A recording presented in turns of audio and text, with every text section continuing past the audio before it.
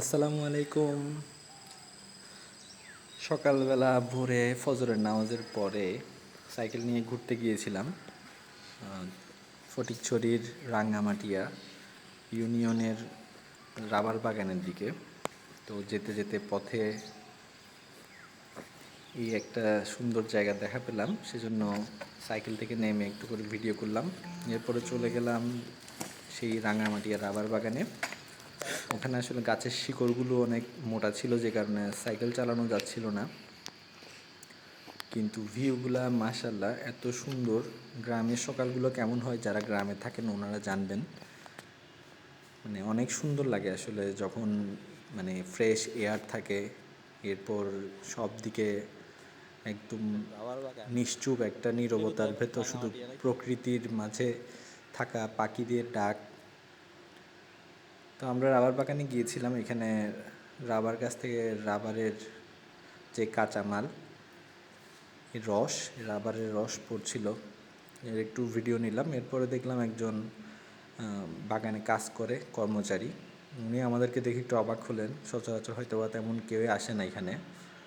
তো ওনার সাথে একটু কথা বললাম।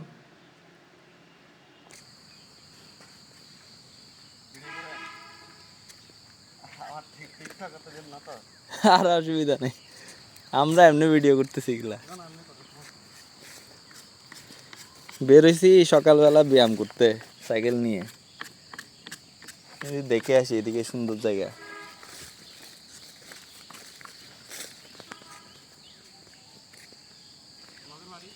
বিবিরাট 1 নাম্বার 1 নাম্বার।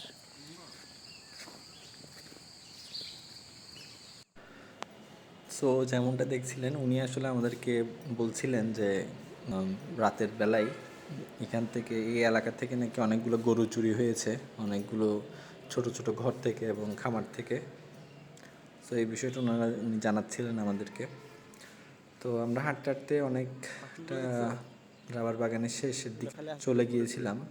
সো এখানে দেখলাম অনেকগুলো পাখি, মেবি এগুলো টিয়া পাখির ঝাঁক হবে। অনেক সুন্দরভাবে উঠছিল এগুলো। এই দৃশ্য আসলে সচরাচর মানে আমরা যারা একটু শহর এলাকার দিকে থাকি তারা দেখতে পারি না। এরপর আরেকটা রাবার বাগানে দিয়ে গেলাম, আর একটু সামনে গিয়ে এর অপোজিটেই আরেকটা রাবার বাগান। এইটার এখানে যেতে যেতে আসলে সূর্য উঠে গিয়েছিল।